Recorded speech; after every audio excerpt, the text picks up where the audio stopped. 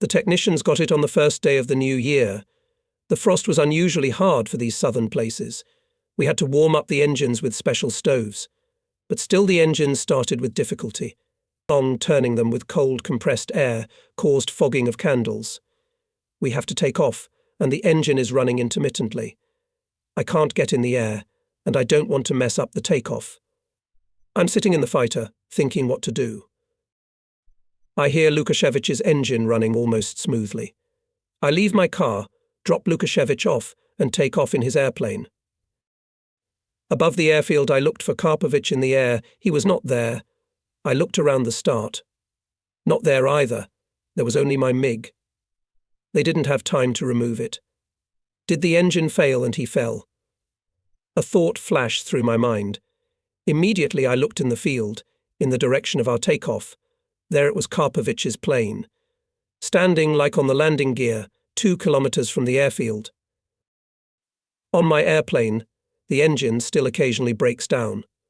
Should I fly alone or sit down? You can't start the new year with a return, you'll ruin the combat mission. Stubborn Siberian character did not allow me to land. I decided to fly alone, to search for enemy targets. On the snow-covered plain well-seen travelled roads, winding between mining villages and towns. Occasionally there are individual cars. The frost has driven all the Germans into the houses. At the station Ambrosievka dropped bombs from vertical dive on the railroad echelons.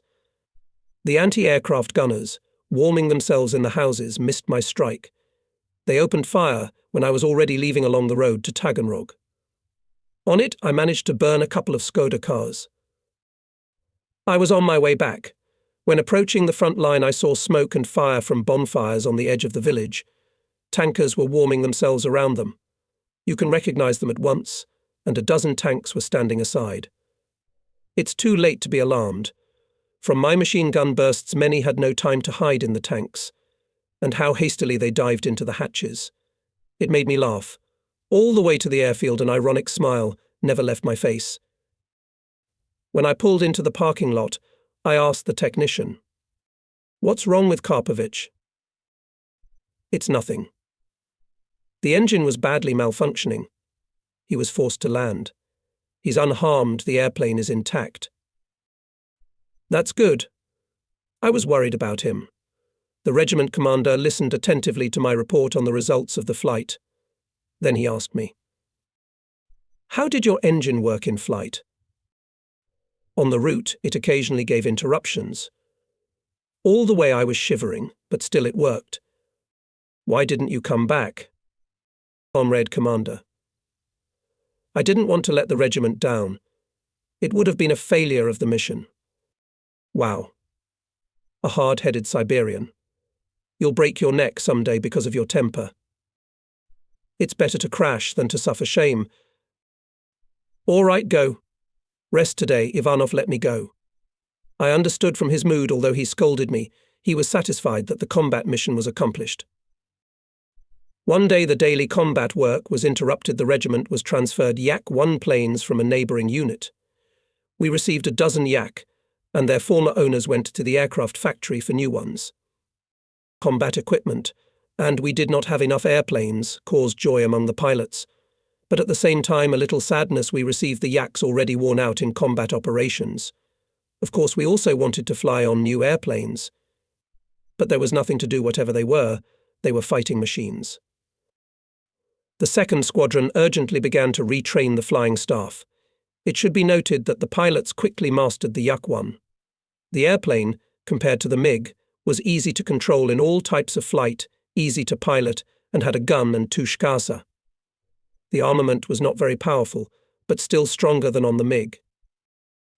A few days later, a group of pilots on new Yak-1s came to our airfield from the rear. Returning to the front, they sat down to refuel with fuel. And before they landed, they decided to surprise us. They began to perform aerobatic figures on the Yak. They could be understood. The pilots were happy to have new airplanes. Everyone in the regiment, with their heads up, watched the performance. At one point, a pair of Yaks flew over us and went into a steep slide. The leader of the pair on the slide tried to make an ascending barrel roll, but he performed this figure ineptly. Instead of a barrel roll, he got a kadushka. This is what experienced pilots call inept execution of this figure. When ailerons are transferred, the nose of the airplane is lowered and the altitude is lost. In this case, the leading pilot went under his wingman because of the Kadushka and was behind him. I saw it and thought, but this is how you can get out from under the enemy's fire when he is in your tail. Lieutenant Iskrin and I thought over and played this maneuver on models, and later, with the permission of the commander over the airfield, began to practice it. Iskrin went to the tail of my airplane and took in the sight. At the distance of possible opening of fire, I fully gave the ailerons to rotate the airplane, made a barrel roll with a descent, and went down.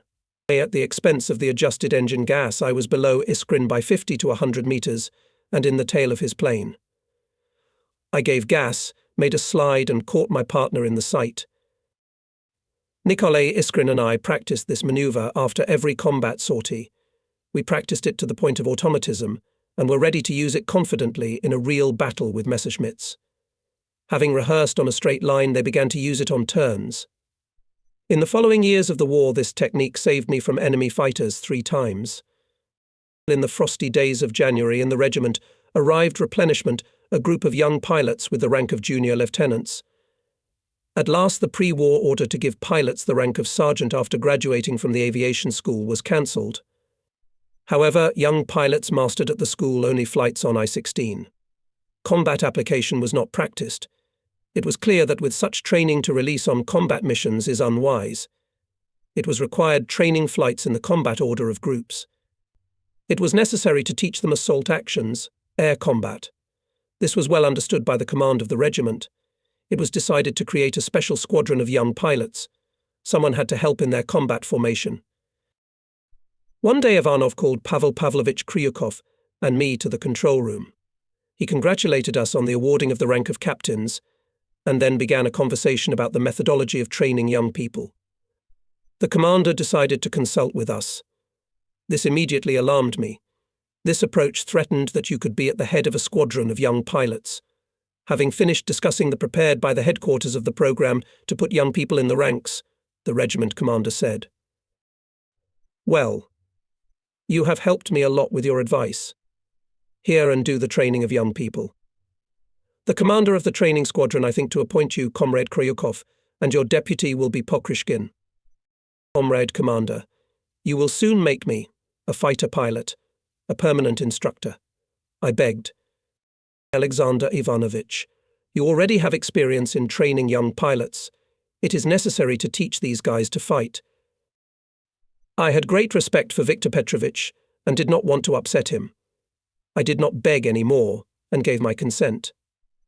The fact that the commander of the special squadron was appointed Kryukov was also charming. All pilots of the regiment respected him for his calm character, reasonableness. Paul Palik bravely fought on Khalkhin Gol. For his courage in battles with the Japanese, he was awarded the Order of the Red Banner. He served as an example and in battles with the Nazis. Having finished formation, our squadron of 10 I-16s flew to the airfield, closer to the front line. Without wasting time, we began to study the tactics of attacking ground targets and fighting with enemy planes. Having finished practical training of piloting techniques and firing at ground targets of flights in the combat order of the group, began combat sorties. Among young people, I liked very much Stepan Verbitsky, Nikolai Normenko, Vladimir Bereshnoy and Sasha Mokolov. I could feel that they were going to be real fighters. They were determined to be leading pairs. Unfortunately, in the first time the frosty and snowy weather interfered with the fulfillment of our plan. It was dangerous to let inexperienced young pilots fly in combat flights in low clouds and poor visibility. In such weather we flew with Iskrin in pairs or alone on free hunting. We destroyed steam locomotives on the crossings, cars on the roads. One day, it was a very frosty day. It was urgent to take off. It was necessary to make a reconnaissance on the road. I didn't have time to put on my face mask, and for that I paid for it. The technician in a hurry could not clear snow from the fuselage. In flight, the flakes swirled around the cabin, the snow stuck to my face and melted. And I was not up to it. I was watching the terrain, looking for targets. And I had to watch the air. After landing, the technician of the airplane, looking at me, anxiously said, "Comrade Captain, You got frostbite all over your face. We must do something quickly." He was grabbing snow with his mitten. But the frostbite was so severe that the Russian method didn't help. By evening his face and neck were terribly swollen. I smeared them with grease on the doctor's advice, but it did not give positive results at first. For several days I had to be bored in the barracks and treated. The cabin on I-16 did not have a hood, heating, and therefore often even experienced pilots froze their faces on frosty days, flying without a face mask. And they did not want to wear it. It hindered the pilot in aerial combat, reducing the view. The separation of our youth squadron from the regiment, frequent bad weather affected negatively. The mood of the flight and technical staff was lousy. Therefore, even random landings of pilots to us when returning from a combat mission made a noticeable revival. Once Vadim Fadiv flew to our airfield. We were just leaving the command post, heading for the canteen. We see an I-16 landing. He taxied over to our group. We all watched as fascinated a 2-meter-tall giant in fur overalls climbed out of the cabin. Young pilots even opened their mouths in amazement. They could not believe that such a huge man could fit in a small cockpit. The pilot's face was all scabs from repeated frostbite, and only by his beard I recognized Vadim. I rushed to him. "What a meeting! How did you come to us?" "I went on a reconnaissance. I ran out of fuel, so I thought I'd come to your place to refuel. Where's your cell phone?" "I've got to get the data back to the division right away." I escorted him to the CP. He passed the information on to HQ. I invited Vadim to the canteen to have lunch, and I went away for a few minutes to give instructions to the engineer to prepare Fadiv's plane for departure. I enter the dining room and see Vadim shaking by the shoulders of the commander of our airfield maintenance battalion. I had to intervene. "Vadim, what happened? Stop it, you'll shake the soul out of a man." "You know, Sasha, he won't give me 2 lunches at once. The army commander himself wrote in this document to give me a double portion." Vadim noisily, shaking in front of the commander's face, a scrawled paper. "Calm down, Vadim. Everything will be fine. We'll feed you heartily." "It's not because of that. There's enough food. Everyone who looks at me carries 2 portions. It's obvious, no paper." We laughed. And Fadiv threw off the top of his overalls. The Order of the Red Banner glistened on his broad chest, and I saw 2 cubes on his buttonholes. "Dear Vadim, I congratulate you on being promoted to the rank of lieutenant. At last they've begun to respect combat pilots. And that's such a fine air fighter and kept in sergeants," I said, shaking my head. After a hearty lunch, Vadim warmly said goodbye to us, taxied off and took off in style. I could not refrain from praise, then told the young pilots in detail about the heroic deeds of this outstanding air fighter. He caused a clear sympathy among our young people, the desire to imitate him. The visit of the regiment commissar brought us special joy. In those days we were supplied with newspapers irregularly, and the commissar did not forget to visit the squadron. He was interested in combat work and life, held conversations about the situation at the fronts and in the country, informed us about events in the regiment, helped us to solve current issues. His visits as if brought us closer to the regiment. True, the commissar was strict. There were unpleasant moments. Once we even got a demerit for disturbances at our airfield. But he always spoke on business. On one of the stormy days, the commander suddenly came to our classes. He was accompanied by Inspector Sorokin. We were just practicing on the schemes and model airplanes to build a combat order of a pair and 4 fighters. The division commander meticulously examined the schemes, listened to the explanations of pilots. Much he did not like. "Is this how it is stated in the manuals and instructions? Sorokin, take the album. Explain how to fight." The pilot inspector opened his album, compiled in the pre-war years. Methodological recommendations were outdated and did not meet modern tactics, but everyone had to listen to the inspector to make notes. In conclusion, the commander ordered to teach pilots strictly according to the guidelines. He flew back to his headquarters, obviously angry. Pavel Pavlovich Kryukov, after looking at the airplanes, returned to the classroom. I went into him, sank down on a chair. "Let's think about what to do," said the commander tiredly. I had already had the answer ready long ago to teach pilots what is needed in battle to fight not in numbers, but skill. Suvorov's rule. It does not age. I understood Kryukov now. He is responsible for the unit, but I knew his character. If he's sure of the cause, he'll insist on his own. Let's see our program through to the end. We developed it on the first experience of the war. It may be wrong, but there is no better, he said firmly. A real commander, a front-line soldier who knows how to draw the right conclusions. Later I thought about those days many times. It was a difficult period. Combat required new techniques, new methodology. And there was no new methodology. The old regulations, old instructions were still in force. It required not only flexibility, but also great courage to teach in a new way. One should be very confident in the correctness of his conclusions, disagree, defend, and assert his thoughts. And he who learned in battle the rightness of the new techniques, who was confident in himself, was able to do it. It was in these days that I had already crystallized my thoughts about the need to bravely adopt new techniques, to throw away the old. So, we continued to teach young people what the experience of combat operations has shown. It was worked out by pilots in battles, not in the office, people who looked the enemy in the eye, not those who saw the battle from afar. In favorable weather conditions, practiced tactics to hit ground targets practically under enemy fire. They stormed railroad stations and concentrations of enemy troops and equipment on the roads. The pilots confidently fired at ground targets. But in the first flights, when meeting with Messerschmitts, they were nervous, huddled together with Kryukov and me. In such sorties I was afraid that my charges could collide in the air. Sometimes they came so close to the plane that I had to take measures. But with each flight the youth grew in confidence and courage. When the Messers appeared, they began to use eras more actively. In such cases, enemy fighters lost the desire to approach and left us alone. For all combat sorties during the period of retraining squadron did not lose a single pilot and aircraft. After a couple of months, having finished the program, the unit returned to the airfield near the Sverdlovskaya mine, where the regiment was based. While we were training the young replenishment, there were some changes on our front. The winter offensive operation was carried out. The Barvenkovo-Lozovaya settlement was liberated.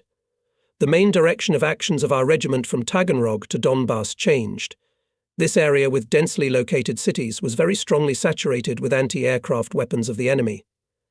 With the improvement of the weather, the counteraction of enemy aircraft, including the fighters of Germany's allies, became more active. It was felt that the enemy was concentrating its forces in the Donbass. Our command required increased reconnaissance of this area.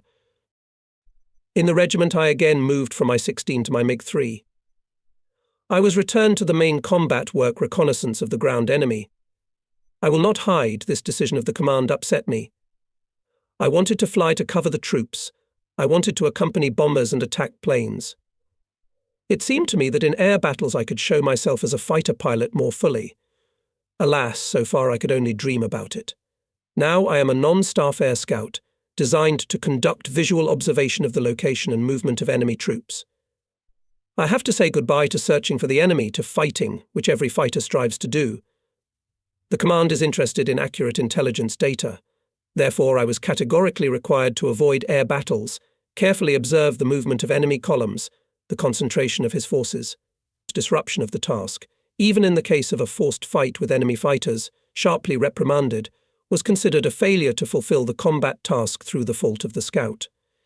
In conditions of clear weather of the past summer, when the regiment had no shortage of airplanes, reconnaissance sorties were made mainly in pairs or links. Reconnaissance was conducted by force. We deliberately or forced into battle with Messerschmitts. Now, in winter conditions, completely switched to single flights of scouts. Bad weather became our ally.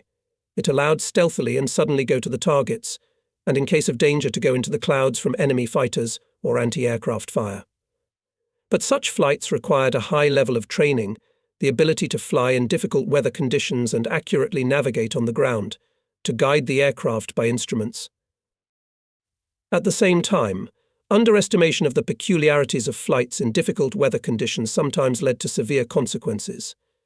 In the early fall, did not return from the mission squadron Commissar Fyodor Zakharov, Sergeants Leonid Stashevsky and Ivan Voitenko. These pilots had no experience of flying in difficult weather conditions. It is not known how and where they died. Either they were shot down by the enemy, or they failed to cope with piloting in the clouds. When flying solo, there are no witnesses near the Scout. The relatives received reports that their son was missing. But the best pilots of the unit performed their task successfully. I regularly flew on reconnaissance. I mastered this type of combat operations. In such flights and passed the winter. March brought bright sunshine, clear sky. Flights of single scouts in such an air environment outdated. However, the division leadership did not take this into account. We continued to be sent by inertia, by single crews. Meanwhile, in Donbass, where the enemy was accelerating the concentration of troops, there were strong patrols of fighters, increasing power of anti-aircraft fire. In such an air environment, a lone scout sometimes felt simply doomed. If to be objective, then we should, unfortunately, recognize the enemy in the air had a clear quantitative and tactical advantage.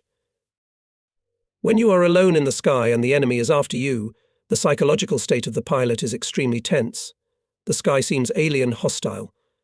Next to you there is not even a partner, whose presence would dispel the feeling of loneliness, increased confidence in the success of the combat flight. Visual reconnaissance of camouflaged enemy objects was conducted at low altitude. The pilot must avoid air combat to be able to evade enemy fighters covering the object from the sky and anti-aircraft guns. His task is to actually steal data, truthfully, clearly, and completely report on the results of the flight. All this requires high self-discipline, exceptional self-control, and tactical skill. It is necessary to know deeply the enemy, his forces and means, methods of struggle. You can list many more qualities, without which the scout cannot succeed. Need and courage, the ability to pass through the fire of anti-aircraft guns and machine guns without making tactical errors. A single scout, like a miner, is wrong only once. Subordinate to me squadron, designed mainly for reconnaissance, was staffed by experienced pilots. It consisted of Ivan Lukashevich and Vladimir Karpovich, as well as capable young people who arrived in the regiment a year ago. In the training of pilots, much attention was paid to the tactics of building a reconnaissance flight. In the basis of it, we put the exit to the target at high speed from the side of the sun, high-speed descent at the expense of pre-gained altitude, recognizing targets, leaving anti-aircraft fire on a burst flight. The squadron's combat work was hampered by the shortage of MiG-3 airplanes. This machine most fully met the requirements of the high-speed method of access to the object of reconnaissance. But we did not receive new MiGs in the unit. Their production by the industry by this time was completely stopped, as the engines of designer A. Mikulan were put on the Il-2 attack aircraft. Because of the shortage of equipment, 2 pilots were assigned to each airplane. My partner was Daniil Nikitin. We flew on missions alternately. Daylight hours increased every day. We had to go to the rear of the enemy often. Especially heavy load was put on us after the heavy wounding of Karpovich, one of the best pilots of the regiment. That time on reconnaissance of enemy troops in Donbass, Vladimir flew out in the morning, the first. The time of his flight was not over yet, as suddenly an airplane appeared over the airfield. It was visible that the pilot was controlling the fighter with great difficulty. Anxiety swept over all of us. The pilot made the landing with high endurance, as they say, spit. When the airplane finished its run, the propeller blades were no longer spinning. Everyone rushed to the car, frozen on the landing strip. Even from afar they noticed the shell-torn side of the MiG. In the cockpit they saw Karpovich. He hung on the straps, with his head down. An ambulance stopped next to the airplane. The doctor, with the help of pilots, pulled out of the cockpit seriously wounded Karpovich. He was unconscious. His left arm hung down, blood was oozing from it. Sanitation immediately took Karpovich to the Sanbat. All of us were amazed by courage and self-possession of our comrade. Severely wounded, he still managed to bring the plane to the airfield with one hand, sit down and turn off the engine. Apparently, the sense of duty, the qualities of a real fighter helped him to lead the broken fighter to land it on his airfield. The anti-aircraft defense in the area where Karpovich was flying was powerful, and it was impossible to underestimate it. I experienced its power myself. Performing a reconnaissance flight, I saw a Henschel below, ahead of me, coming, apparently from the front line to the airfield. Having spiked, I went into his tail and launched ERAs. But it missed the target. I launched the second one again, a failure. Angry, I shot at point-blank range at the cockpit of Henschel. The line pierced the enemy plane. Falling in a steep spiral, he jammed the engine into the ground and froze with the tail turned up. I decided to set it on fire on the ground. I'm descending to attack, but then anti-aircraft gunners opened such a hurricane fire that I had to pin the plane to the ground and leave at high speed. Having taxied to the parking lot, before taking off my parachute, I turned to the technician of the plane. Chuvashkin, why ERAs go away from the aiming line? Comrade Captain, in a hurry they are sometimes treated like firewood. They deliver them in bulk. And now, look at this, they brought them from the warehouse and threw them on the ground. I went over and looked at the shells. I involuntarily clenched my fingers into fists. On many rockets, stabilizers were bent, so that's why they passed the target. Ordered Chuvashkin not to hang any ERAs, even with a small deformation of stabilizers, and went to look for the culprits. Saw the regiment's weapons engineer and the commander of the airfield maintenance battalion. Through the fault of gunsmiths today, almost missed Henschel, I said sharply, with offence. I see that some people think that ERAs are needed to scare the enemy. Is it possible to hit an airplane with bent stabilizers? The officers immediately realized what was going on. Don't worry, Alexander, we'll fix it. Indeed, they did not follow the ERAs, the engineer bitterly said. After that, gunners and workers of the airfield maintenance battalion began to take more seriously to the rockets. And it had an effect. The effectiveness of firing increased. I managed to destroy several vehicles and hit a steam locomotive on the line. Rockets were very effective. I remember we went on a mission in a mixed group 6I-16s of the neighbouring regiment and our 3 MiG. We were to attack the enemy troops in the area of Chistyakov. When flying to the target, we tried to attack 12 Italian fighters Maki. They went in a close frontal formation. The first to turn around I-16 and let them in the forehead about 10 ERAs with a remote fuse. The rockets exploded in the enemy formation. Immediately several Maki flashed. Like torches, they went to the ground. The rest of the Italian fighters immediately turned around, rushed to the side and fled. After this incident, Makis avoided our planes. In the spring, to replace the Henschel knocked out by our fighters, appeared new 2 fuselage scouts and adjusters, Focke-Wulf 189. Soldiers aptly dubbed this machine of the enemy frame. The FV-189 aircraft was not fast, but very agile and maneuverable. It was not so easy to shoot it down.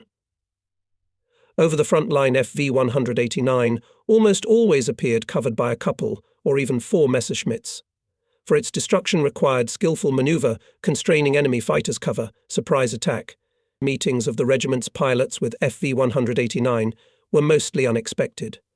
Once such a case happened with my partner Daniil Nikitin.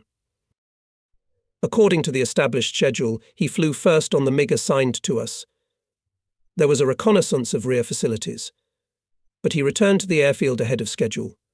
He got out of the cockpit, threw his parachute and helmet on the wing of the airplane. I see him standing pensively leaning on the wing console, nervously rubbing his clipboard.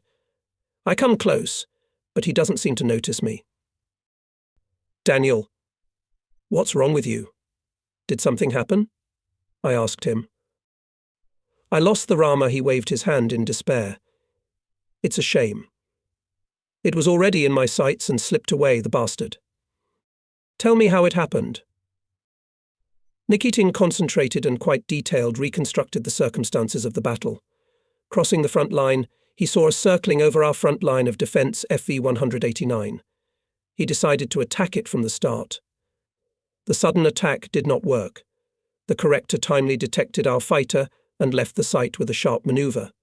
Nikitin's machine gun burst past by. When turning around to strike again, Nikitin was attacked by a pair of Mi-109s and restrained in combat.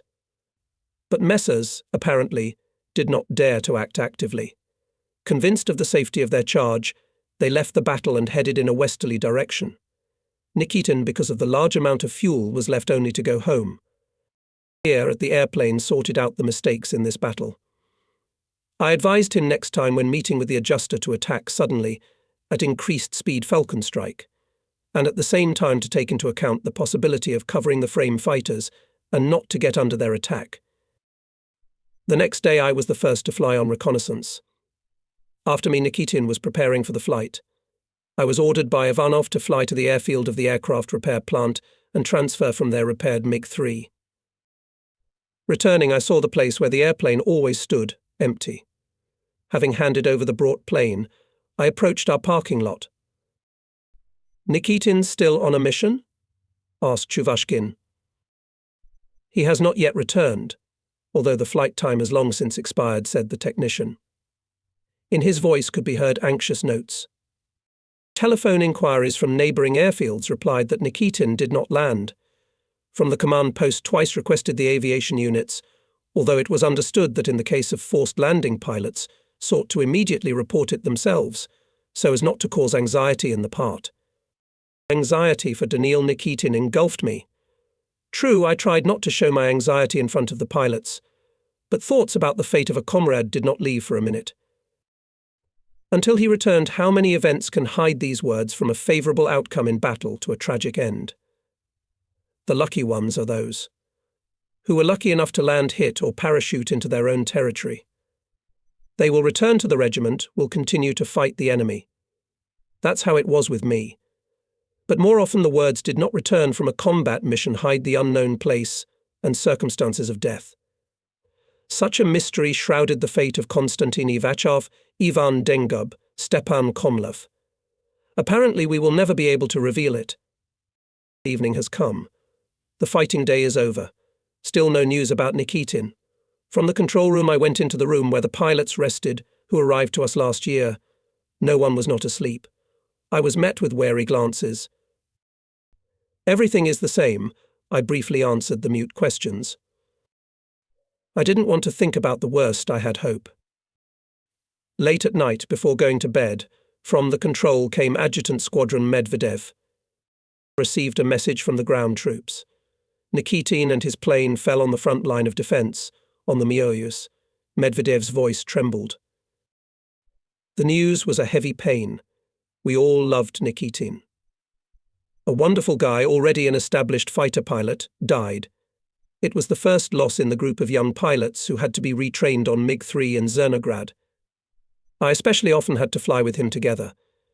It was a joy to see his successful development as a combat pilot. I was so hopeful that he would grow up to be a real air fighter, that we would have to beat the enemy together many times. At the scene of Nikitin's death was sent emergency team. But the soldiers could not get to the remains of the pilot. The plane went deep into the marshy meadow. We had to work at night, strictly observing light camouflage, and sometimes under enemy fire. The spring flood raised the level of the river, and the water filled the hole, preventing it from deepening into the ground. It was impossible to pump out the water with available means. The crater from the fallen MiG became the grave of Daniil Nikitin. Senior Emergency Team Engineer Squadron Engineer retold us the message of the soldiers of the Rifle Battalion, the location of which fell Nikitin, the course of the air battle. On the frame, which was circling over our front line of defence, suddenly spiked Nikitin. The first long cue ignited it. But then from the side of the sun he was attacked by 4 Messerschmitts. Nikitin bravely and skillfully fought, despite the numerical superiority of the enemy. He shot down an Mi-109, and then, on a crossing course, crashed into the second. The enemy fighter fell to pieces, but also MiG with a beaten-off half of the wing went to the ground. Apparently, Nikitin lost consciousness in the collision with the Messerschmitt and could not eject with a parachute. In life, it sometimes happens that trouble does not come alone. Soon after, Nikitin tragically died through the fault of aircraft repairman Lukashevich. It is painful to die in battle, but it is even more painful when the life of a pilot is ridiculously cut short by the negligence of our own people. Experienced fighter, successfully performing combat missions since the beginning of the war, died not from enemy anti-aircraft guns or fighters, but because of the carelessness of the repairman who forgot the hammer in the fuselage of the aircraft. During the overflight of the repaired airplane, the hammer got under the depth rudder linkage and jammed the control. Lukashevich could not throw himself out of the falling MiG. The cabin lantern did not open at high speed. At the front, even at the beginning of the war, we removed the sliding part of the lantern from airplanes. We knew that it did not ensure the opening of the cockpit in an emergency situation, but the aircraft repair plant continued to install them. They did not count on the experience of the flying staff. The ridiculous death of Lukashevich angered the pilots. We demanded to strictly punish the guilty. The Revolutionary Tribunal said its firm word. But we lost our comrade in arms. In early April, our regiment flew to a field airfield on the outskirts of Krasnodon. None of us at that time, of course, did not suppose that this small mining town would become famous not only in our country, but all over the world. Young patriots, Komsomol members would glorify it with their heroic struggle against the German invaders. In Krasnodon there was an important event in my life. At the airfield, at the airplanes, there was a party meeting. At it I was accepted into the ranks of the Communist Party. A little later, the regiment Commissar Mikhail Akimovich Pogrebnoy handed me a party ticket. Alexander Ivanovich, you've become a member of our fighting party. Honorably carry the name of communist through all the battles with fascist invaders, through all your life, he said. I will do my best to justify the high title of a member of the Leninist party. Until my last breath I will destroy the hated enemy in battle, I assured him. Ma Pogrebnoy treated me with great sympathy, as well as to all pilots. He took care of us, warned us against mistakes. We all loved and respected the commissar of the regiment. He was a real communist leader, caring, demanding, thoughtful. He had a good trait in his approach to people. He evaluated them by the main indicator fulfillment of their duty, discarding all the petty, worldly things. After relocation to Krasnodon, the regiment concentrated its main efforts on reconnaissance of the enemy in the areas of Golovka and Makiivka. The pilots found there an accumulation of enemy troops. Even the quantitative growth of anti-aircraft weapons convinced us of this. It was felt that the enemy was building up forces here, preparing a strike from here. Once, reporting intelligence data, I did not hold back and expressed my opinion that, to all appearances, the enemy will seek to tie the bag. I, for this statement, as unpatriotic, had to later even give an explanation. Everything turned out safely for me, but the anxiety for the possible complication of matters at the front remained. The events of last year showed the enemy's desire to use any opportunity to encircle our units. Soon Major Ivanov ordered me to fly to Novocherkasska at the disposal of the Deputy Commander of the Air Force of our front, General K.F. Nomenko. It was going to be a long assignment. To transfer me there on UT-4 was entrusted to the commander of the link Iskrin. That day there was a strong side wind. Sidewinder, as pilots say. All the airplanes that flew out on combat missions took off and landed across the runway. Having overestimated my abilities, I decided to take off in the UT-4 on the runway. On acceleration, the airplane turned sideways. I could not keep it from turning and broke the left leg of the landing gear. The takeoff was watched from the control room by the regiment commander. He was very annoyed with my unwise decision and the breakdown of the airplane. Prayed commander, allow me to fly to you, I asked Major Ivanov with a guilty look. Do you see the slag heap? That's Novocherkassk in that direction. Go on foot. On the way you'll gain your mind, think over how to take off in a strong side wind, he angrily replied, and left for the control room. Knowing Viktor Petrovich's easygoing character, I decided to repeat my request a little later. Indeed, having calmed down, he called me, reprimanded me once again, and gave instructions for departure. 2 hours later, Iskrin and I were in the air. Flying to Novocherkassk, I arrived at General K.F. Nomenko. The command decided to create a group on Messerschmitts to perform special missions immediately, said the general. You are an experienced scout, so it is decided to include you in this group. Now immediately start studying the Mi-109, and in the evening we will start flying. And again, reconnaissance. I'm so sick of it. At first there was a desire to refuse the proposed work, but after reflection I agreed. I wanted to learn the features of the Messerschmitt, its strengths and weaknesses. The same later can be used in battles with enemy fighters. I hope to use the Me-109 for free hunting for enemy planes. Besides, there was a desire to test myself in an unusual situation, in a risky position, outside the law.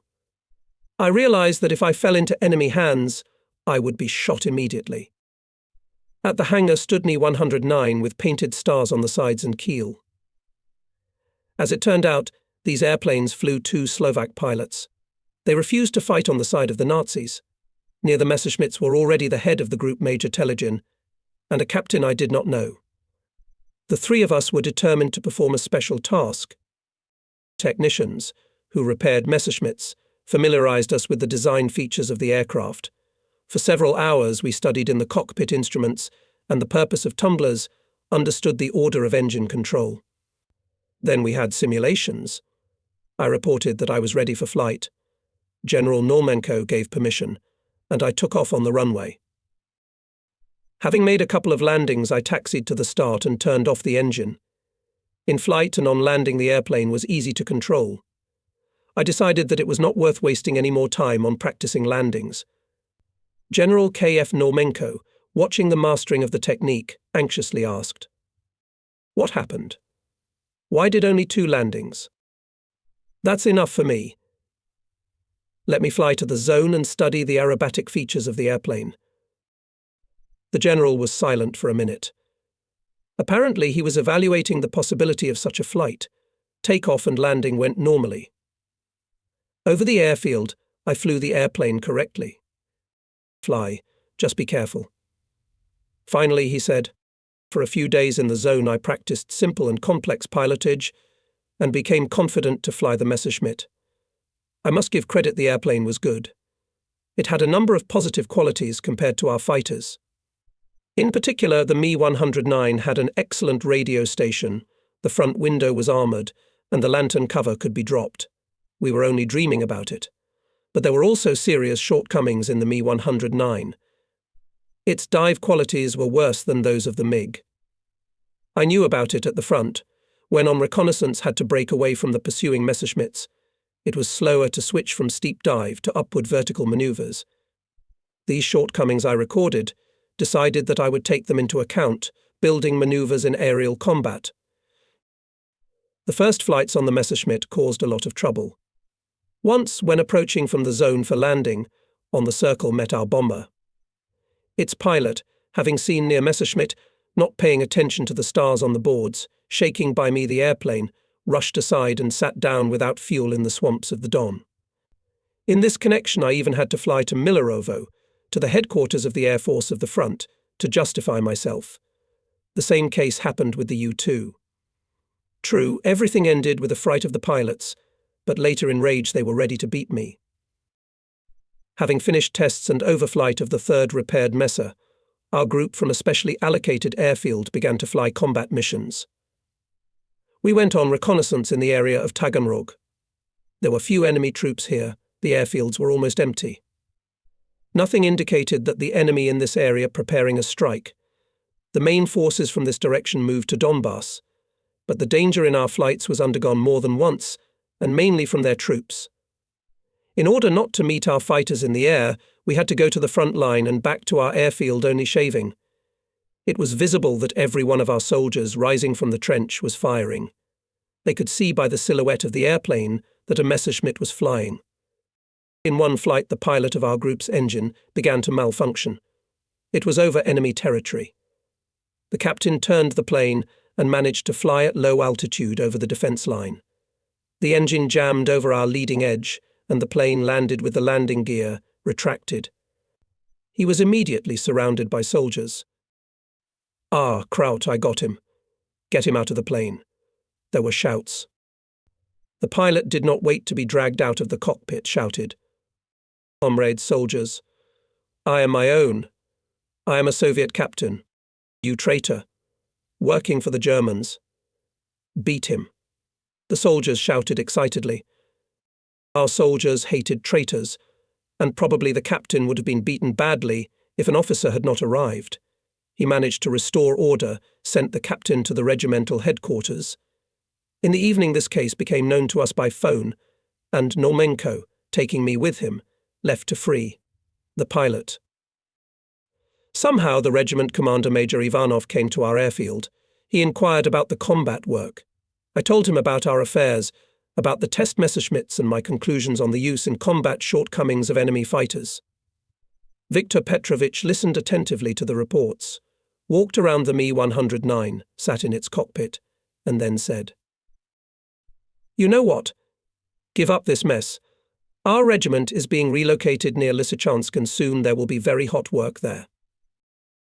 Indeed, soon managed to persuade General Normenko to let me go, and I flew to the regiment.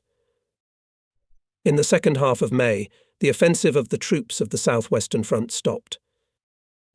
The enemy struck a blow, was advancing to the Caucasus and Stalingrad. The situation on the Seversky Donets became more and more threatening. The Messer epic was over for me, and I, as well as all pilots of the unit, was preparing for new battles in the air. Far ahead showed a village near which our regiment was based. Soon I found camouflaged airplanes standing on the edges of the airfield. The experience of a scout. I couldn't wait to land faster. I looked in the parking lots of airplanes, maybe I would see some of the pilots or technicians. It was good to return to my native part. Here are combat friends. With many of them together had to fly missions, share dangers, fight for victory. Happiness and misfortune in battle walk side by side. You are doubly happy with a friend, and you share the misfortune in half. I wanted to talk to young pilots. They entrusted me to retrain them, to take them to the first battle. The feeling of combat friendship to them turned into a paternal attitude. I couldn't wait to find out how they were, whether the advice helped them. Only now, returning to the regiment, I acutely realized what I lacked while working on Messerschmitts. There were no combat friends there, and how important it is to feel the shoulder of a comrade at all times. When a true friend is with you, you feel more confident and courageous. He will give advice and help you. A lot has been said and written about true battle friendship in the war.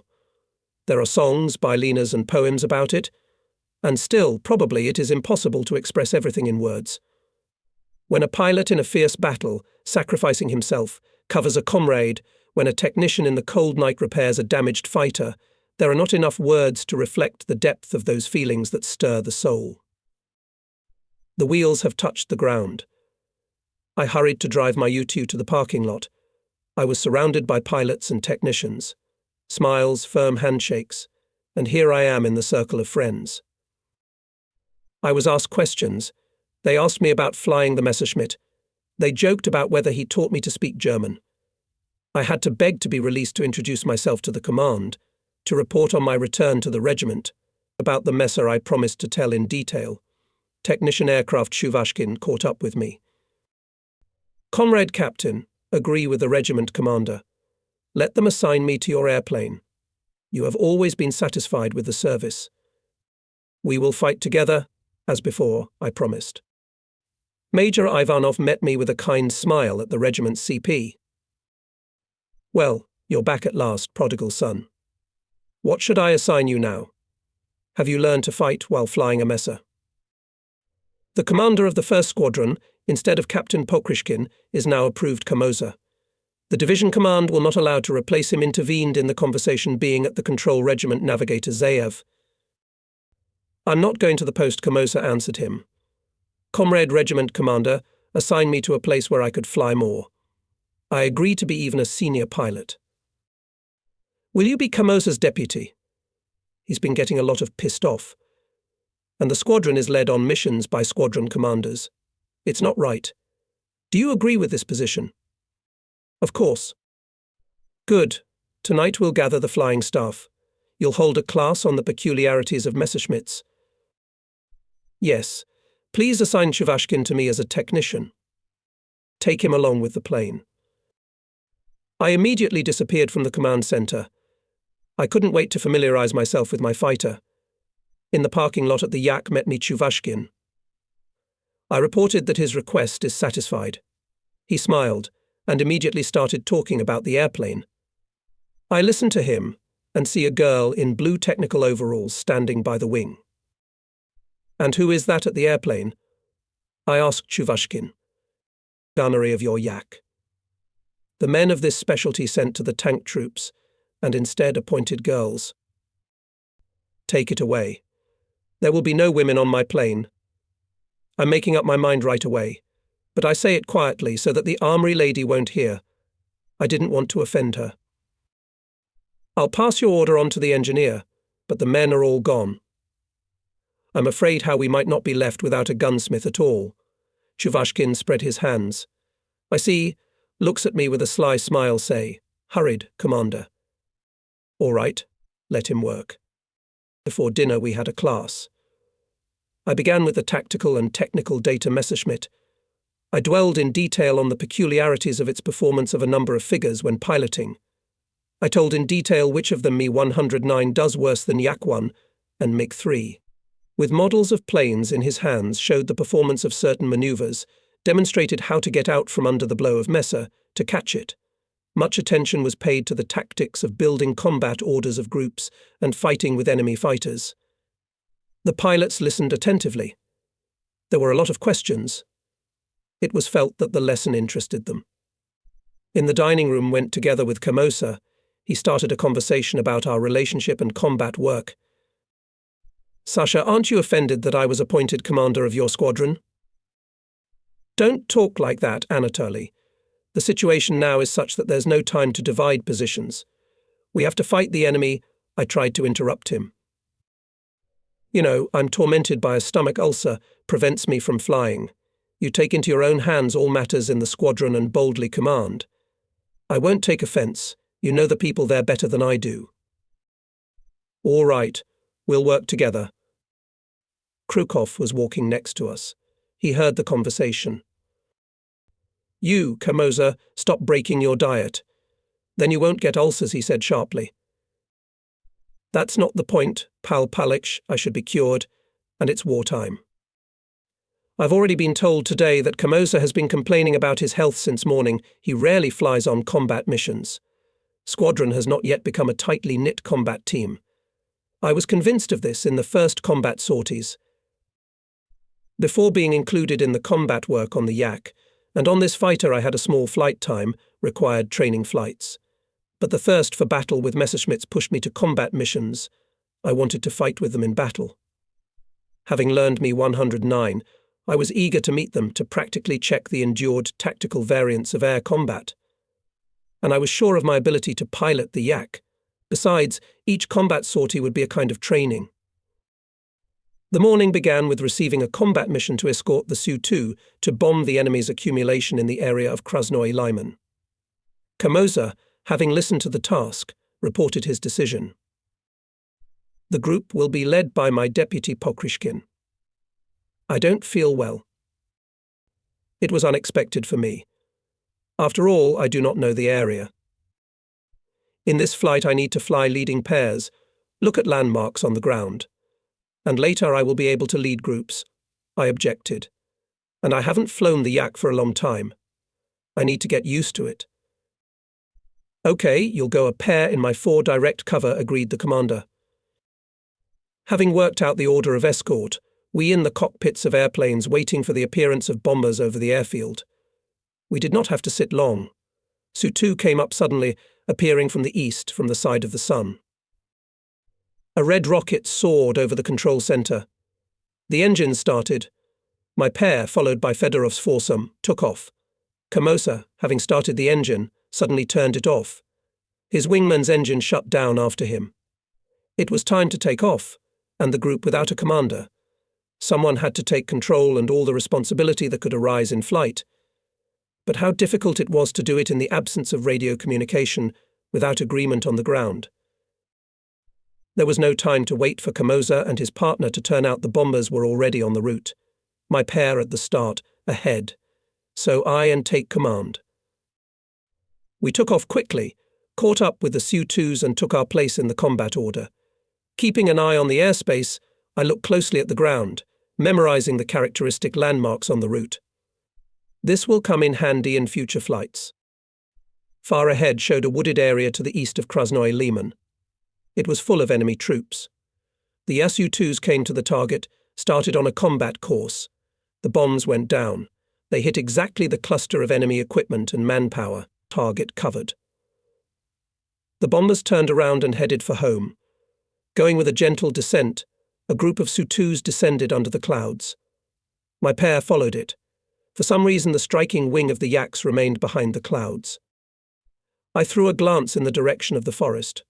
Smoke columns stretched to the sky, its burning enemy equipment. And then I saw 8 Messerschmitts catching up with us. Pre-combat tension seized me. Approaching, they rushed to the bombers, hoping for an easy victory. Our pair went in front of the leading group of Me-109s. Even from afar, they gave a turn. The trace of fire forced the Messers to withdraw from the attack. Then a pair of Me-109s separated from the 8 and attacked me. My partner V, Berezhnoi, helped me out. He and I skillfully conducted a maneuver as he went towards me and in a frontal attack cut off the enemy planes coming at me. The enemy was persistent. There followed a new attack of 6 on the bombers and a couple on us. With my fire, I thwarted this attack on Su-2. But immediately to the right I saw a trace. It was the Messers firing at my plane. Now they'll take correction. Vigorously performing an uncontrolled barrel roll with a descent. Then I backed the Yak on the slide and hit the belly of one of the Me-109s with a Q. The Q was short because I had to immediately take my plane out of the fire. Unfortunately, my turn was not killing. But the pair of Messerschmitts attacking me left the battle and headed west. There were 6 enemy planes left, a lot for me and Berezhnoi. Enemy fighters continued their attempts to break through to the Su-2 group. We resolutely thwarted their attacks, prevented them from aiming fire at the bombers, and fought back ourselves. At one of the moments, when a pair of Me-109s brazenly broke through to the lagging Su-2, I managed to successfully get to the leader. From a short distance I hit the engine and the left side of the cockpit with cannon and machine guns. Me-109 turned over, smoked and went vertically to the ground.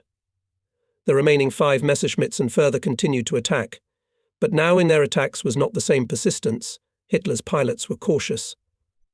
Apparently I was shot down by the commander of the enemy group. This had a moral impact on the pilots, led to loss of control, and having met a rebuff, they were afraid.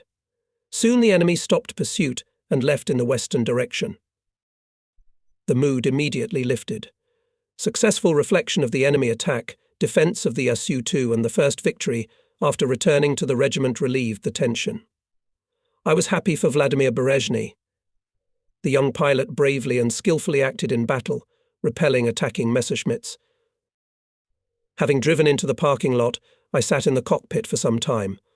I was resting after a heavy battle and comprehended the experience. In my mind again appeared the whole picture of the fight with a numerically superior enemy, from which we and Berezhnoi came out victorious. The pilots of Arkady Fedorov's wing came up to us. They landed on the airfield much earlier than we did. The flight was easy for them. Seeing on me and Berezhnoi wet with sweat gymnasias, realized that we got, and felt embarrassed. Nevertheless, I decided that I should not limit myself to their worries. For blunders in combat flight, even successful, must be asked. Wrong actions must be paid for in blood. "What were you doing behind the clouds?" I asked sternly. "We're basking in the sun while we were fighting with 8 Messers. Why did you stop escorting bombers? Did I teach you that?" We thought that the Messers will appear above the clouds, and there decided to restrain them in battle, justified Fedorov. Wrong assessment of the situation and decision. You had no right to break away from the escorted Su-2 group. Now I understand why the Ilias suffer losses when you are escorting them. They attack near the ground and are hit by Messers, while you are circling at altitude. From today I'll drive our groups to escort them myself. I demand that you strictly fulfill your task and be in your place in combat order. For violation, I will strictly punish. At the end of our conversation reminded the pilots of the solemn awarding of the Guards banner to the regiment by the commander of the Air Force of the Front, General Vershinin. We now have the Guards badge on our chests, and we must always remember the oath that we took together with the regiment commander Viktor Petrovich Ivanov. We then swore to fight honestly and bravely. Let us hold high the title of the Red Army Guardsman. Looking ahead, I will say that this fundamental assessment of the group's actions became a turning point. By the way, our conversation with Fedorov's wing was heard by other pilots of the squadron who had not yet flown on combat missions. They supported me. In subsequent sorties, we did everything to avoid losses of bombers escorted by us due to the fault of fighters. At the command post, after talking with the pilots, I briefly reported to VP Ivanov on the fulfillment of the combat mission. After hearing the report, the regiment commander asked, "What did you spend so long debriefing with the pilots? Did you arrange a demolition?" "No, I just had a heart-to-heart talk about the honest fulfillment of the combat mission. Such a conversation was necessary.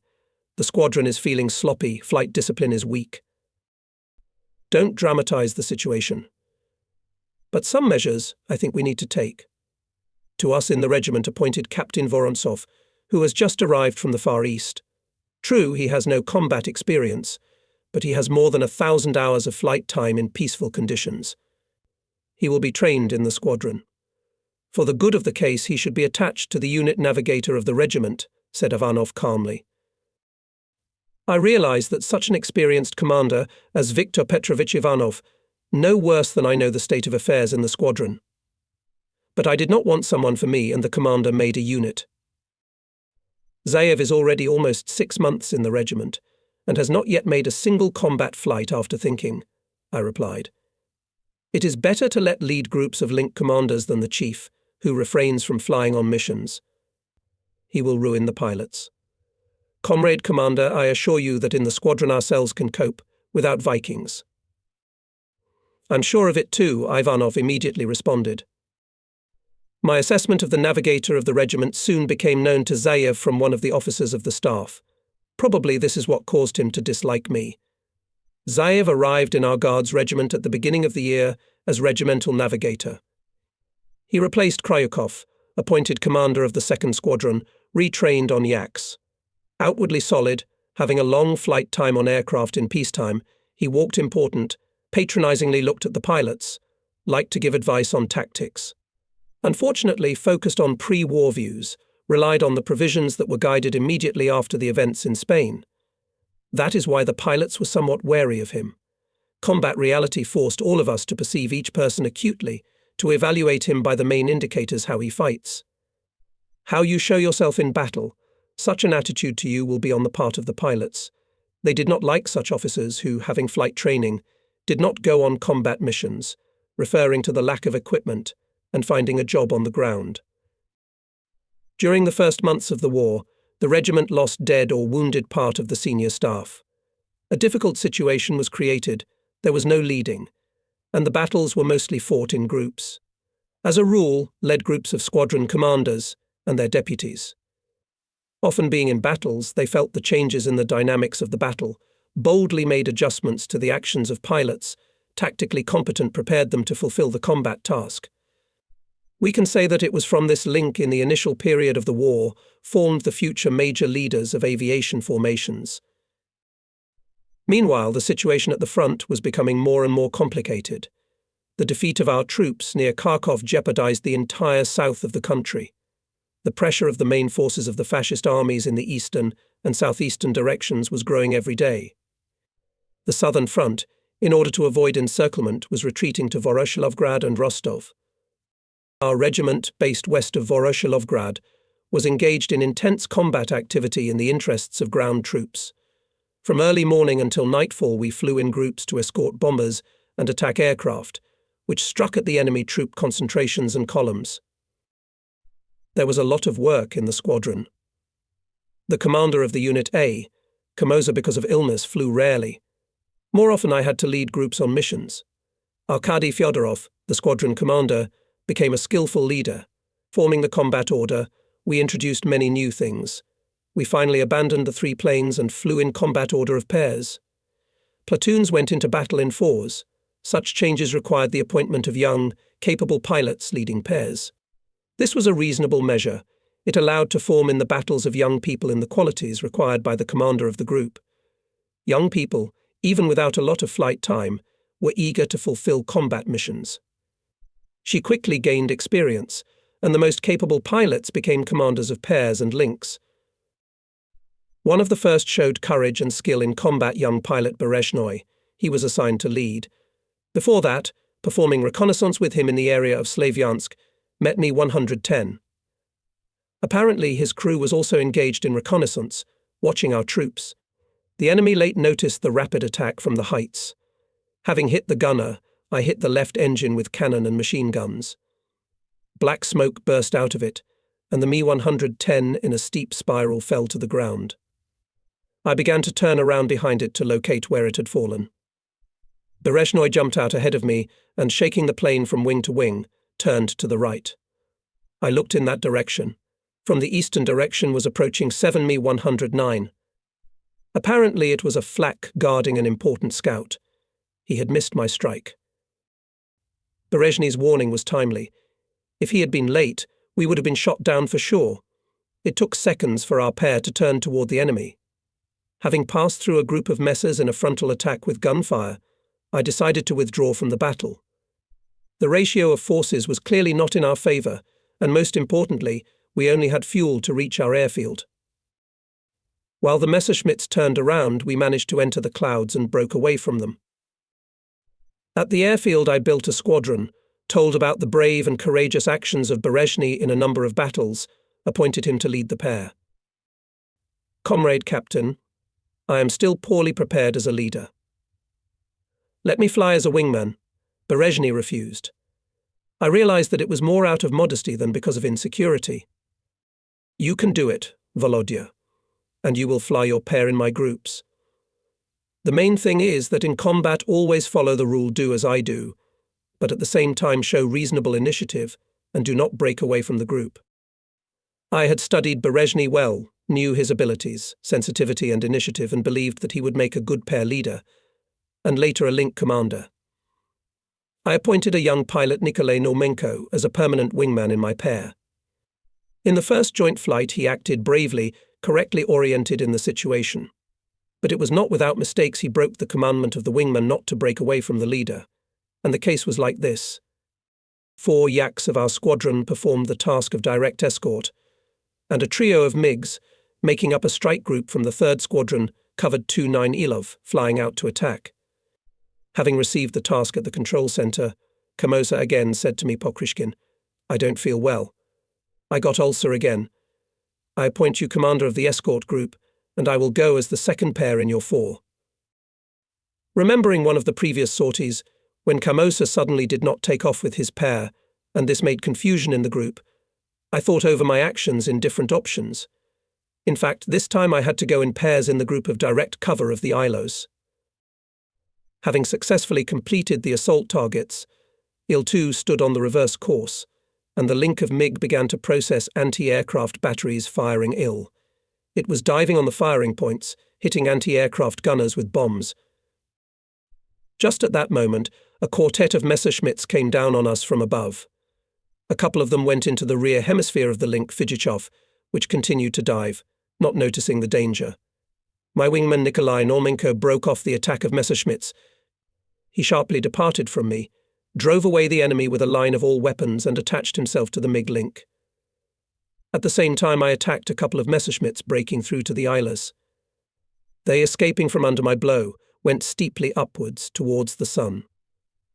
Being behind them, I decided to catch up with the enemy machines on the hill, to shoot them down, or to disrupt the attack on the Ilovs with my attack. Already by the end of the vertical realized that my idea is not justified. Messerschmitts, increasingly detached, stubbornly climbed up. And my speed was falling, and I was forced to transfer the plane from the slide to horizontal flight.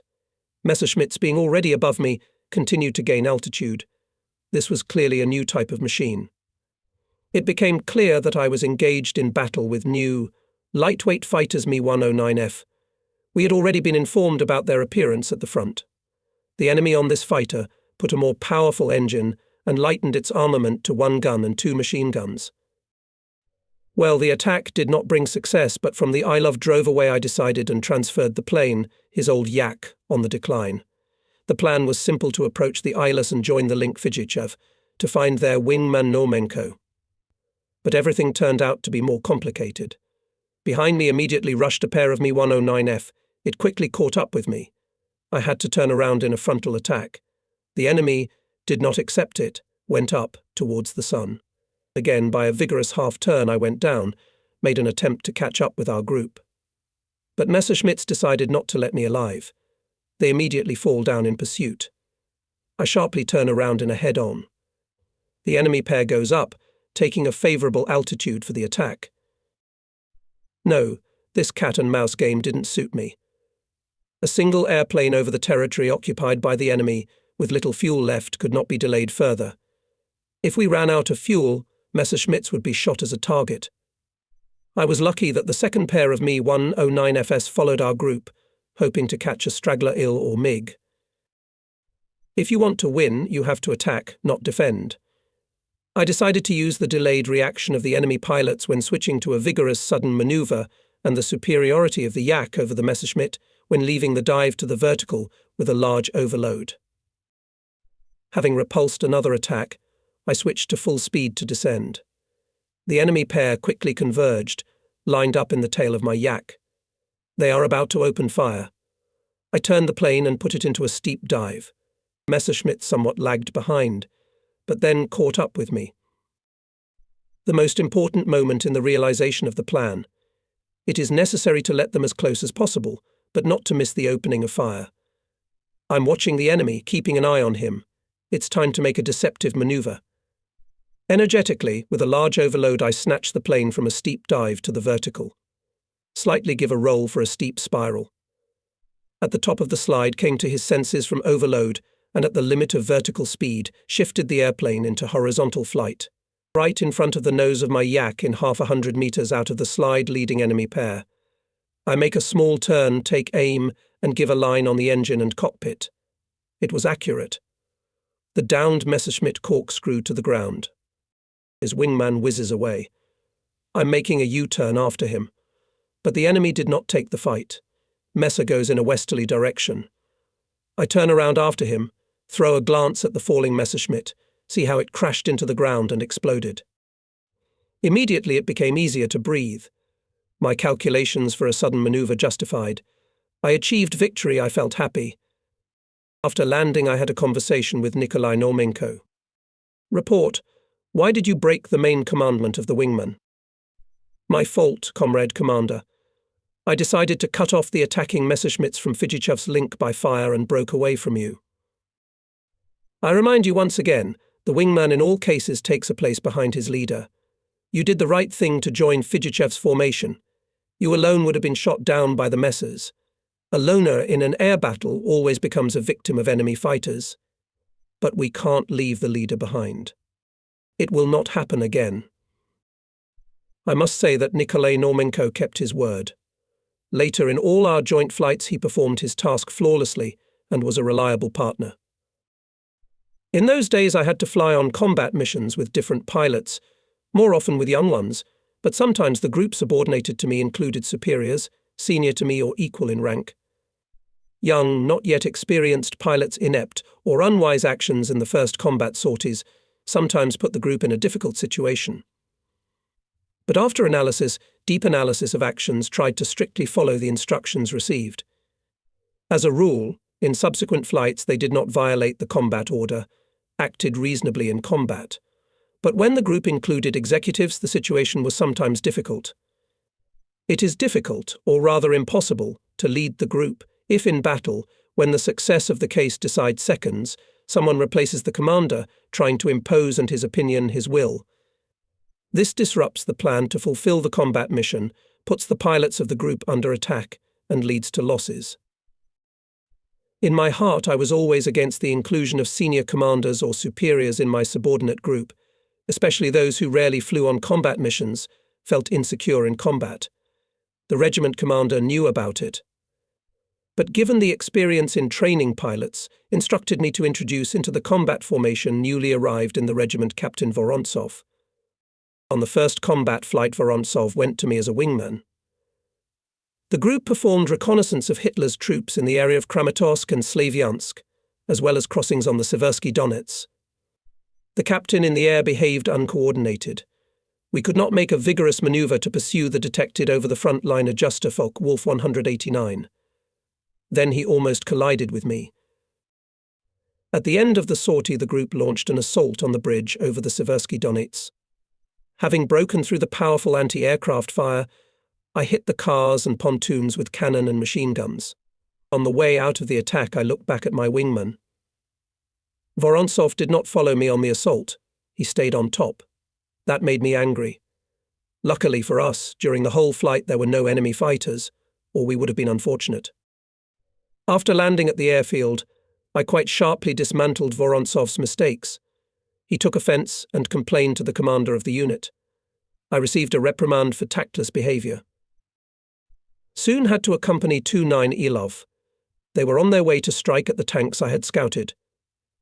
Vorontsov was assigned to my cover group as commander of the strike wing. This flight was very hard for me and for the wingman. On the way to the target, I saw 12 airplanes flying towards us. Because of the long range, I could not determine their type, but I was sure that they were fighters.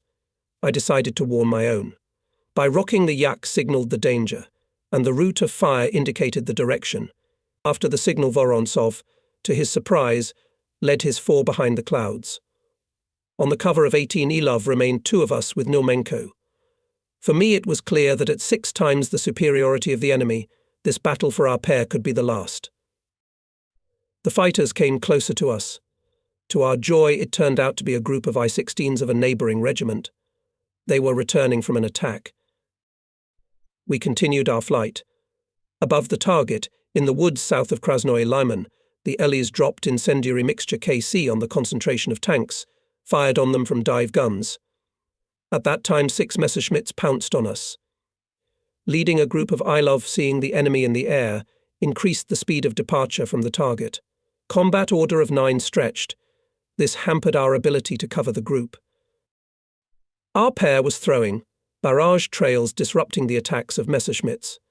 Using the method of scissors, reflected in passing and strikes on our machines. The enemy was persistent. He promptly attacked the attackers, and Normenko and I are about to run out of ammunition. Then we will not be able to defend not only Isle, but also ourselves will be shot down like partridges. We had to find a way out, to turn the tide of battle.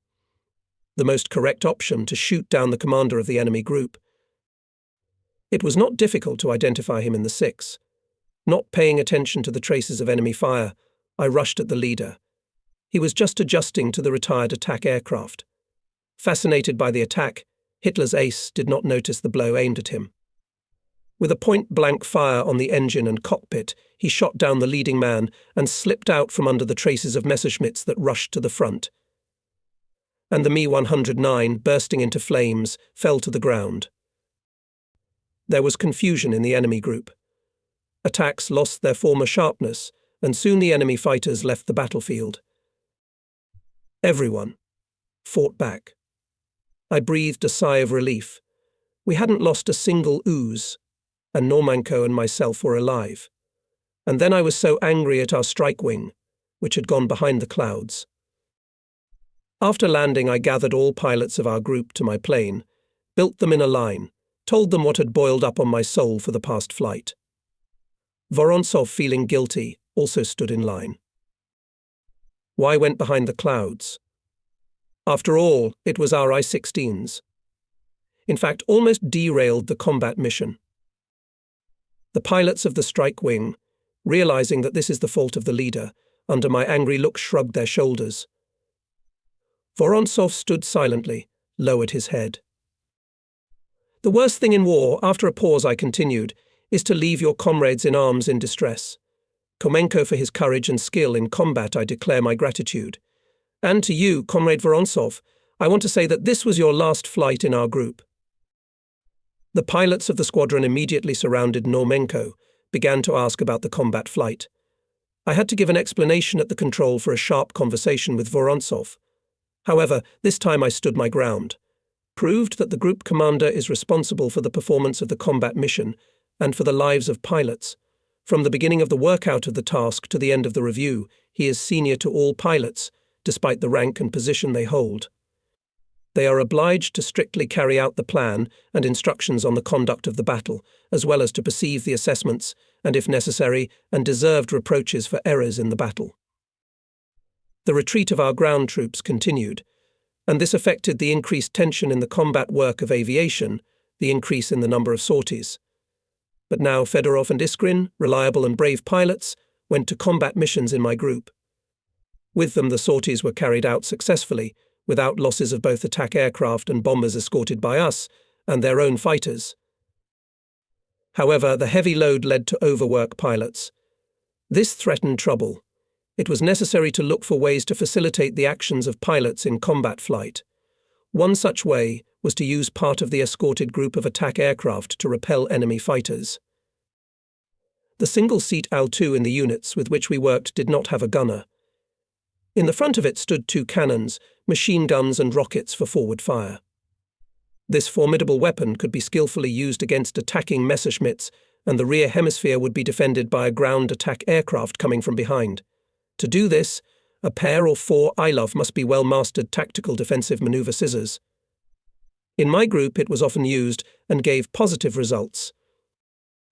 With such a proposal I turned to the commander of the assault division, General Getman. The division was based together with us at the airfield.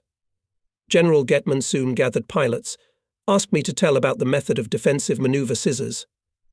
For practical assimilation, we agreed in advance with the commanders of attack squadrons to hold demonstration training fights over the airfield after returning from joint flights.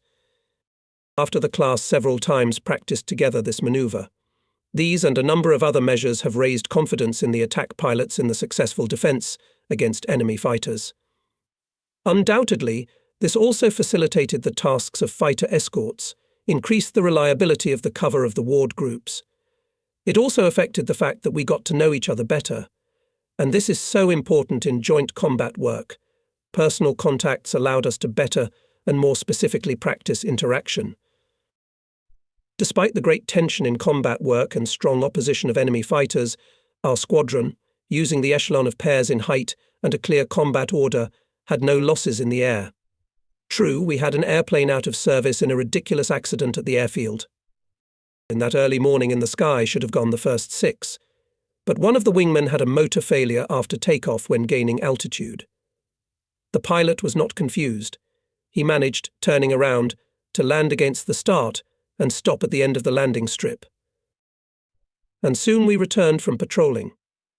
Had a heavy battle with a large group of bombers, covered by a strong outfit of Messerschmitts. Unfortunately, the Yak-1 was still standing at the end of the strip, and the landing took place in the direction of the rising sun. Pilot Alexander Golubev, blinded by the rays, did not notice the standing Yak. When leveling off he caught the wing of its propeller blade. Golubev's airplane turned over and hit the ground with a burning wing gas tank. Fortunately, the shoulder straps came off from this impact, and Golubev was thrown out of the cockpit. For about 5 minutes he was unconscious. Then he regained consciousness and was taken to the control center. Zayev, replacing the regiment commander, who left for division headquarters, sent Golubev instead of the sanitary unit to the brig. Learning about this, I entered into an argument. The pilot was injured in the accident. He should be immediately sent to the sanitary unit.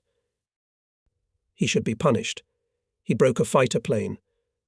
Strictly punish those who did not order to remove the plane from the runway. You have to keep order on the ground. That's your duty. We had a conversation, as they say, on base. The situation at the front was getting worse every day. Our exsanguinated units were barely holding back the enemy's advance. The troops were retreating to the Don. Aviation, leaving the mastered airfields, flew to other, located to the east. Now we were fighting not only on the approaches from the west to Voroshilovgrad, but also in the northern direction, in the area of Milarovo. There, the enemy's tank group was breaking through to Rostov. It was coming to the rear of the southern front. The lack of stable defense, its breakthroughs by enemy tank wedges created an extremely difficult, nervous state. Sometimes we did not know where our defending formations were. Often communication with them was broken, control was lost. The units acted independently. In these conditions, the Aviation Reconnaissance was assigned the task of clarifying data about their troops. Pilots, unfortunately, were unable to report the numbers of corps and divisions. The front command was especially worried about the loss of communication with one of our tank corps. It was sent to strike at the advancing enemy in the area of Milerovo. And now the leadership did not know where the tankers were. To find the location of the corps was entrusted to pilots of the neighbouring air regiment. Captain Pyotr Sereda led his squadron to the search. Flying at low altitude, the pilots found a large group of our infantrymen and artillerymen. They were fighting with the advancing enemy tanks, but they did not find their tank corps on that sortie. In an effort to still fulfill the task set by the Command P. Sereda, having previously discussed it with the pilots of his link before the flight, decided to sit in the location of our troops and learn something about the corps. He found from the air a suitable field near the road where a group of soldiers was walking and landed. He taxied closer to the road. Without turning off the engine, Sereda jumped out of the cockpit, stopped at the wing of the plane. He saw that the soldiers were walking without rifles and without waist belts. This alarmed him. With a wave of his hand, he began to beckon them to him. Suddenly there was a shout from the group. "Pilot, fly away quickly. Germans are here. We are prisoners." Immediately enemy machine gunners jumped out and ran to the plane. Sereda jumped on the wing of the I-16 and jumped into the cockpit. There were machine gun bursts, and immediately there was pain in his leg. Sereda had time to give full throttle to the engine, as burned his left hand. He sharply turned the plane on the spot, knocking down the wing of 2 gunners, and took off under the trails of bullets. Overcoming the pain from the wounds, momentarily losing consciousness, Sereda drove the plane toward the sun, in a southerly direction. Ahead he saw the shore of the Sea of Azov, and on the right occupied by the Germans' Taganrog. Gathering all his willpower, he turned in the direction of Novocherkassk, where he landed the plane in a semi-conscious state. 3 days later, when he came to his senses, he told about the search for the tank corps, the fate of which remained unknown to us at that time. The retreat of our troops was sometimes disorganized. In the confusion, higher headquarters often did not know about the location and actions of retreating formations. This hampered the combat work of our aviation. While aerial reconnaissance reported to the headquarters data while organizing the departure of bombers or attack aircraft, the targets have already moved dozens of kilometers. In these conditions was of great importance was a reasonable initiative of pilots and navigators flying out to strike. Shackling the initiative of pilots reduced the effectiveness of action. Just at that time our 6 went to escort a group of Su-2. According to intelligence, they were tasked to bomb a tank column of the enemy, going along the road from Milerovo to Kamensk-Shaktinsky. When approaching Verkhnaya Tarasovka, 20 kilometers south of Milerovo, I saw on its outskirts a large concentration of tanks and vehicles. I was glad of such luck. I could not think of a better target for bombing. There were also fuel refuelers here. I thought, well, now the bombers will make bonfires. However, to my surprise, the Su-2 group, having passed over the cluster of the enemy, continued to fly along the road to Milerovo. At that time the enemy anti-aircraft gunners came to their senses below and opened fire on the bombers. Large caliber shell of the first salvo hit the Su-2 and destroyed it. The bombers, continuing their flight, dropped a bomb load on the scattered vehicles on the road.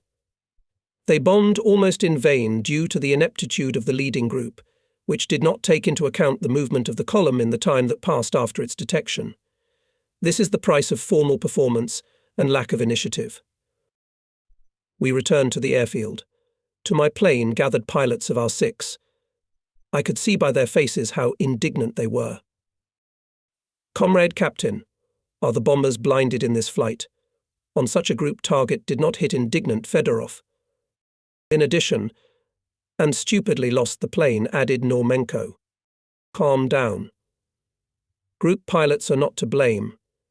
They should drop bombs on the command of the leader, and he, apparently tight. Stay near my plane and wait for instructions. I think there will be a command to accompany the group to the detected target." I calmed the pilots and left for the control center to report everything and get a new task. We did not have to wait long for it. This time the bosses quickly organized a flight to destroy the target in 29Il. And the enemy column, raising dust on the roads, part of the forces already began to pull out of the village. Isles, dispersed, quickly pounced on the tanks and cars. They acted bravely, decisively. accurately hit the enemy vehicles from low-altitude bombs, rockets and machine gun fire. It was very difficult to cover us going along the road attack aircraft from the possible attack of enemy fighters. And then there was a veil of raised dust, smoke and soot from burning tanks and vehicles made visibility very difficult. But we vigilantly guarded the islas. Having broken in pairs, circled in the sky, carefully watching the air, taking advantage of the absence of enemy fighters, fire-suppressed anti-aircraft guns. Only completely exhausted ammunition, ill-gathered in nines, and took a course home. On the road and in the field were columns of smoke from burning enemy equipment. Such a successful assault, without losses, removed the unpleasant mood of the Sioux-2 sortie. I could not see the facial expressions of the pilots of our six, but I knew that they, like me, were flying in good spirits. In mid-July 1942, the regiment's pilots were mainly escorting attack aircraft. Often we had to fly to repel enemy air raids on Voroshilovgrad and the nearest towns. The front line was approaching our airfield. We realized that we were working from here for the last days. And this time came we received a command to relocate to Rostov. The first, as always, were the headquarters, advanced teams of technicians and bow.